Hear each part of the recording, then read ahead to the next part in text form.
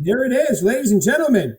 Roxanne, you don't have to put on the red light. Anyway, ladies and gentlemen, we are live today. Every time I see that little red light, we are live today. We are very fortunate to have from the lovely state of Arizona, okay, Tucson market, Bridgett Baldwin. Welcome to the show, Bridgett. And we've done this before, but let's start out with a little about yourself, how long you've been in the business, all that good stuff, please. Yeah. Hi, Rick. Nice to see you as always. Here, Bridgett. Um, I have been in the business. This is my 16th year. I know that because my son is turning 16 this year, and I got my license when I was pregnant with him. I started out at a plumbing company, actually locally, right out of college. It was 2008. The job market was awful. My friends were all moving back home in with their parents, and while I loved my parents, I was really set on building a life for myself here in Tucson. I loved it. I grew up in Minneapolis. I didn't want to go shovel snow. I liked it as a kid. I didn't want to be an adult there, you know? So I found this job on Craigslist, became their marketing gal. And then in 2009, that was 2008, late 2009, the owner operator of that company kind of nudged me into real estate. He was an investor himself. He had a bunch of rental properties here in Tucson and in Phoenix. And I had helped him, I'd kind of segued over to that side of the business and helped him manage his portfolio. So he, suggested I get my license. I had no idea what I was getting into, but I thank God for him because I can't imagine doing anything else. Wow, that's something new. I never knew that about you, that you started off at a plumbing company and he nudged you into real estate. That's a really good story. Yeah, that's And, my and story. I love Minneapolis too, but you don't want to be there November, December, January. And I'm from New Hampshire, so I totally get it. Yeah, I mean, not without proper gear. I'll say that. Well, like the Boy Scouts say, right? Boys and Girl Scouts, excuse me, they say there's no bad weather, just bad preparation. Absolutely. 1000% Minnesota mentality. Yep, you betcha. Oh, yeah. Oh yeah, Minnesota's awesome though. Isn't it? Yeah. What does it say on the license plates there? Land of 10,000 lakes. 10,000 lakes. Right. Wow. Fun fact though, there's almost 14,000. It's Wow. actually, yeah, it's undershot by quite a lot. So, yeah. Holy If anyone ever wants to visit Minnesota, my DMs are open. Message me. I'm DMs are a open. I big love fan. it. So my son, my youngest son, Bodie, is going to Ohio State, and we drove his car. We did a Oh, little road yeah. trip. So we went up through. He wanted to go through up through North Dakota. So we went down through all of Michigan, all the way to that whole area, which was kind of cool. And it's really a beautiful. It ended up in a little bit of Minnesota, but it was great. It was fun, but it's definitely a lot of little towns and quaint areas, and it's really nice. Totally. Yes, kettle corn on the side of the road. I love the Midwest in the summer. All right, so you move out there, you get started in real estate. Tell us a little about your first couple of years. How did it go? What did you learn? All that good stuff. Yeah, so 2009, the market was at its bottom. Foreclosures were at an all-time high and climbing. So I jumped into the REO business and I listed and sold primarily foreclosures. That's all that was there pretty much at the time. So I was just kind of churning and burning. It was very casual, there wasn't a lot of sitting across the dining room table from Nation Star Mortgage. It was all online systems operations. I was running around doing property inspections, BPOs, coordinating with property cleanup companies, rekeys, cash for keys, negotiating with people that were in their homes that unfortunately could no longer stay there. I mean, it was a really intense, difficult time. I was kind of the big bad wolf knocking on these doors, letting people know that the bank now owns their property. Right. It was a mix. Like some people would be really heavy hearted, others were relieved to see me. They were ready for the next chapter. And and so I learned a lot transactionally during that time. In my first couple of years, I think it was my third year, second or third year, I closed 62 transactions. So it was really, but I want to say my average price point was like $84,000 or $120,000. Like it was tiny, tiny little checks. So it was all about volume. I made a total of 84,000. My commission was 84,000 that year. So, Wow. and 62 transactions. And just looking at what I do now and how different it is, but I was really grateful for all of that transactional experience because I learned everything that could go wrong with an FHA loan, VA, how a cash transaction differed from the rest, inspections, appraisals. I made a lot of really good contacts that I'm still in touch with today in terms of agents and appraisers and contractors. And so it was a wild, wild, wild time. And then it steadied out, plateaued around 2014, I'd say. And I'll never forget my first deal, my first real like mom and pop deal. I just put a sign in the yard and didn't call them for 30 days. Like that's what the banks wanted me to do. Just, you know, give us an update in 30 days and let us know how it's going if we need to do anything. There was no emotion. My seller's calling me up like, hey, yeah, Bridget, what's been going on? I'm like, oh yeah, we've had showings. Yeah. Oh, yeah, there are some weeds. Like we should probably get those cleaned up. And I lost the listing, obviously. Like I was Right. not, cut out for Prepared. that. I needed to refine my skills. So I went back and I'm like, okay, these are people. I need to learn how I was 0 for 5 in my first, few listing appointments. I had to learn how to be a human because I was so robotic and transactional and very, just about the numbers, about the product. I'd be like, rip up the carpet, paint the walls. And the bank would be like, how much? Right. If I'm telling people to rip up the carpet that their grandma used to change their diaper on, then it becomes really emotional and they start to cling to their pennies. You know what I mean? So finally, I got my groove on like that sixth, seventh, eighth listing appointment. I'm like, because I'm naturally a people person, but I sort of separated it from work. And Mhm. ever since then, it's been, relationships first, always, people first, always. But it was a fun lesson to learn. Good story. Yeah, and the people that weren't around during that time, like I talk to agents now, and they're like, "Oh, it's a total buyer's market now." I'm like, you know what? It's actually an even market, but it's been a seller's market so long, it actually feels like a buyer's market, unless you've been involved, since before the Great Recession, right? And that's what they called it in 2007 and 8. But you're right. It was you didn't have to have you had to have other skills. Like you were almost like a selling subcontractor. You had to go in, tell the bank what was wrong with the house, have it fixed, winterize it if necessary, get it Yep. on the market, get it secure, get it safe, and then sell it to somebody who was coming in because you'd have crazy offers. Now you have to have a presentation. You have to show the seller and the buyers that you care, that you're involved, Mhm. that you're interested in what their goals are, right? It's a whole different gig. Totally different gig. It's all about who you know, your network. You're selling, their home, yeah, but you're offering your value as a human being to the transaction because we're, supplemented so heavily by technology, AI. You have to remember to bring that human component to the table. Right. And that's where I think, and I know this isn't, I know I'm a company guy and I know you love the Berkshire Hathaway name too, but that's where the Berkshire Hathaway brand comes in so well right now because it's so consumer centric. I mean, all the tools and everything we have is really good for letting the person know. I mean, not only is it the golden rule, but it's also your fiduciary responsibility to make sure they know they're in first Yeah. place, right? Yeah, absolutely. And we lose sight of that. There's so much noise on us all the time and expectation and content creation that we lose sight of what we're actually supposed to be doing. Right. Exactly.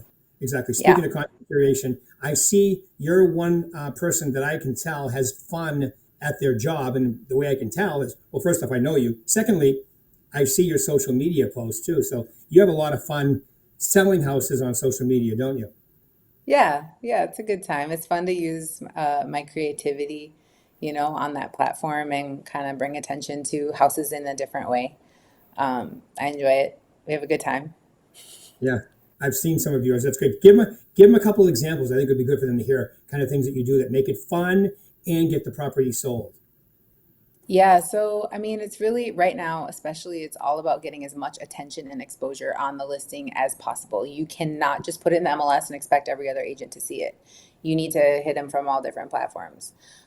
So specifically social media related, I like a good standard at the door walkthrough. Like, cool, you get to see the house. Clients like that, sellers like it, buyers like it. But for me, I like to tell a story, so it just sort of hits me. It just depends, like right from the moment I get to the listing or I see it online, I start kind of developing that story. Like, what's unique about the house? And let's play that up. I did one that was like a dating app. It was on a street called Tyndall, and it kind of sounded like Tinder to me.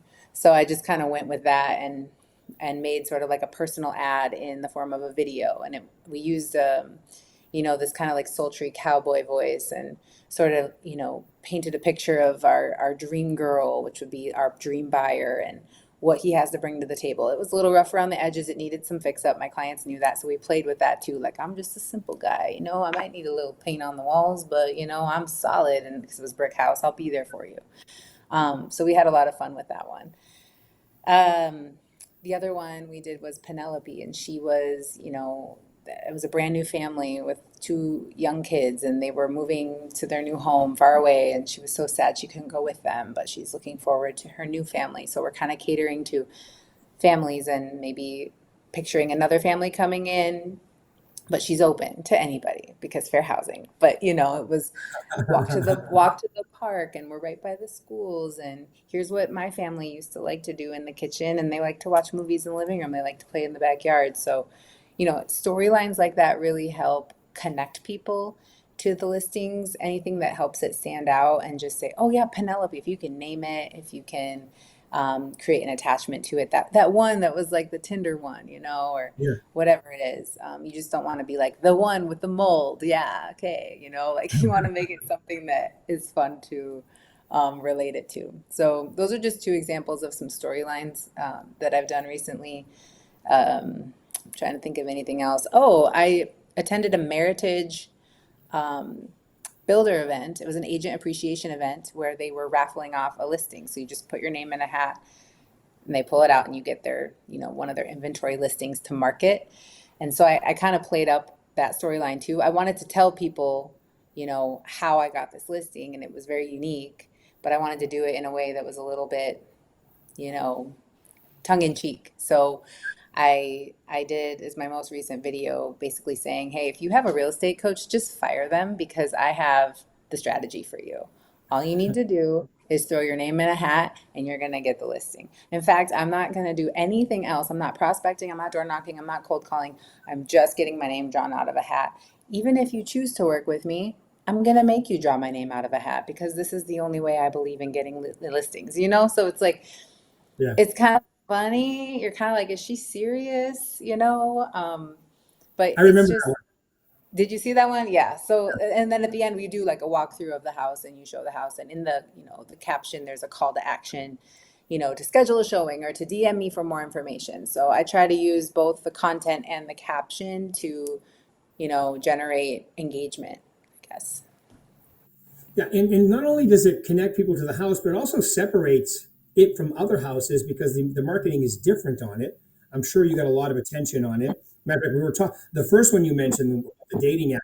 We talked about that at one of our leadership as a company call. We used that one as an example because it was so good. It was so well produced too. You did a great job on it. Well, I'll credit to my videographer, Abran Ramos. He's been with me since day one of my video content, I guess, creation journey. So having the accountability in him is really good. We've grown together too, just in a creative aspect of, how we can produce these pieces and what kind of elements we want to bring in. And you sort of just build your voice and your brand over time. So it's Right. been really fun and he's great. That's awesome. That's awesome. And I noticed that you have your son in some of your marketing now as well. I've noticed, so that's cool. Yeah, I definitely drag him along. He's kind of a ham though, so he doesn't mind it. He acts like he doesn't like it, but he likes it. I like the one where you guys were driving and you were videoing him and you were talking to him. That was hilarious. Yeah, he's driving now. Yeah, I know it. Look at her face. He's driving now. Yeah, it's okay. They grow up. He's like, Mom, can we go to wherever he wanted to go? He's like, can we go up here? And it was like 9 p.m. at night. I said, absolutely not. Like I'm not up for that right now. He's like, you don't have to do anything. You just have to sit in the passenger seat. And I looked at him and I was like, yeah. That takes a lot out of me right now. That takes a lot. Not when you're 16, but when you get older, yes, it does. Oh, Well, that's it funny. takes a lot out of me because I'm sitting there white knuckling, like making sure he's looking left and right. Like it's an active passenger. It's not a passive passenger princess. I'm like a monitor, you know what I mean? And it just takes a lot out of me. I don't care. It's 9 p.m. You want to go somewhere and like, you're 20 and you want to take me to Target, like I probably feel more comfortable, but you're like a baby 15-year-old. You're like 15 and 6 months. It's just too new for me. That's awesome. My son and I, he was 20 then, right? He's 21 now. Yeah. My 21-year-old, when we drove across the country, I said to him, okay, I'll start off and then you'll drive. And then when it came to be his time, he didn't want to. And I'm going to tell you, I didn't argue. I'm like, okay, I'll keep driving. Yeah. Yeah. They Yeah. drive I'm different not than mad us. at it either. They drive different than us. All right. So that's awesome. I love it. Okay. So, in today's market where, you started when things were all about the buyers had control. We were doing REOs, we were doing short sales, keys, cash for keys. And now it's morphed and went into a total seller's market, 2020, 2021. Now it's kind of in the middle. So what kind of advice could you give them? What would be your top 3 tips if somebody wants to maximize their real estate existence in today's market? What are the 3 main things you tell them to focus on, Bridgett? Well, first and foremost, have fun, honestly. Just and have fun, enjoy it. You're going to make mistakes. And the mistakes are where you grow. If you're brand new, you know, um, you're still going to make mistakes even as a seasoned pro. It just happens. You're put in different circumstances every single day. So I think having the ability to return to that baseline of having fun is going to get you very far. Staying positive, whatever it takes for you to stay positive. If you need to work out for 4 hours in the morning, then do that first. If you need to talk to your Mima before you start your day, make sure you call Mima. Like whatever centers you, prayer, whatever it is, keep that baseline because when things go up and down, you have that. That's one of my big things. And then I would say stay curious and ask questions. So that whether you're with your client or you're with, you're new and you want to take a seasoned pro out to coffee and ask them some questions that you're scared to ask, even your own, circle, you're going to learn the most that way. I stayed so quiet for so long in the beginning of my career, and it held me back, I think, from a lot of growth. So I definitely am a huge proponent for asking questions, staying curious. That's how you're going to learn the most. Talk less, listen more. Um, and number 3, stay educated. Stay educated and stay educating. So the way you learn and master material is by teaching somebody else, once you have it down. So, stay educated, stay up on the news, set up Google alerts for your area and real estate. And you don't have to have them sent to you every single day, just once a week. And you read through all the Google News and you know what's happening, you know what, big real estate acquisitions are happening in town, or you want to be your local market expert. So off the top of my head, those would be my 3 kind of saving graces to get through any market, no matter what it is. No, I love it. Have a morning routine that makes you confident and competent. I love that. Talk to whoever you're going to talk to. Okay. I think that's a great idea. Work out, whatever it is, absolutely. I love that. Have fun doing it. How many people in this business don't have fun? Like I coach people that are not Yeah. having fun.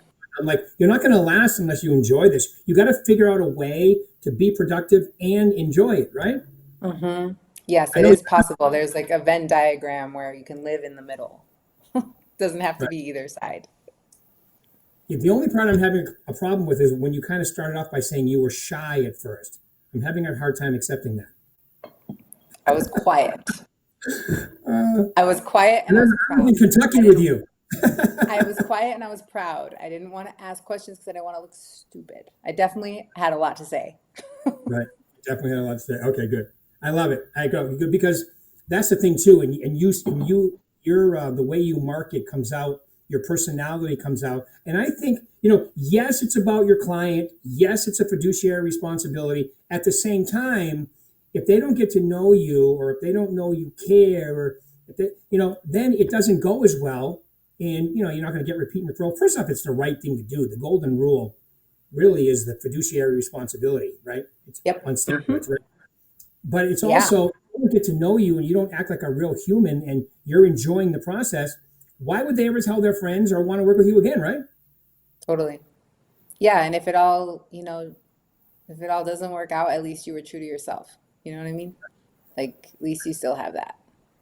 Yeah. And you're never going to get along with everybody, but there's a way to get along with most people, right? Yeah, no, that's a good lesson to learn too. Not everyone's gonna like you, and that's Right. okay. It is. It is. It's It's in your okay. favor. I will say though, like when an agent calls me on one of my listings and she's friendly and she's, delightful to speak with, I remember, I'm like, okay, Jenny Morrison wants to write an offer on this. I'm gonna remember her. Like when that offer comes through, I'm gonna remember the tone that she set.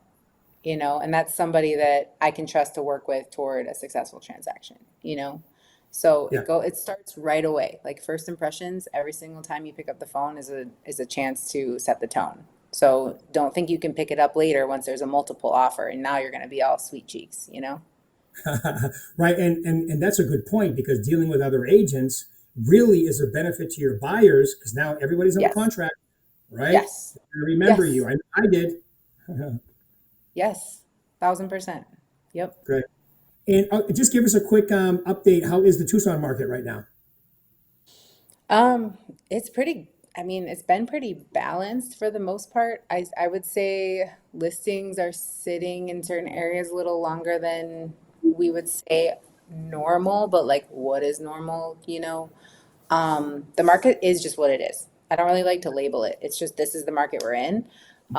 Jeremy Pierce brought that up at a Accelerate Mastermind a couple months ago, and I loved it. He just said, people like to label it. Let's talk about the market. What is it? Well, it's the market, So what are we going to do with this information? I slowly started from like February, March, April, May at my listing appointments, getting a little more aggressive with pricing, letting them know, look, it's not flying off the shelf. You need to give someone a ganga deal.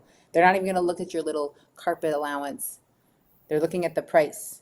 Right. So you either want attention or you want time. And so I would say with sellers, we're having a little bit more of those tough conversations.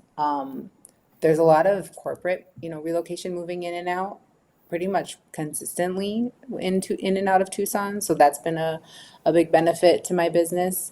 But buyers are asking for what they want, and if they don't get it, they're perfectly fine canceling that contract. So I'm just advising my sellers to fix the AC. Like, just do it. They asked for it. You want to keep going, just fix it. Like it's if they can, if it makes sense, if it's in their best interest also. But it's not like the old days. So I'd say Tucson is, you just got to pay attention. We have a lot of little pocket areas where, buyers are clamoring to get in and there's not a lot of inventory. And then other areas where there's a ton of inventory, a ton of new construction. So sellers have to compete with new construction, and buyers can just like walk down the street and. So you need an expert for sure. If you're buying or selling, you need an expert that can look at all the data, talk to the agents around your listing or the listings that you're interested in, see what's happening. You have to do your research. Can't just throw a sign in the yard and hope for the best. St. Joseph's not going to help you. Even if he's upside down in the ground, he can't still not going to Nope. help you. Mm-mm. That's all. Not right That's now.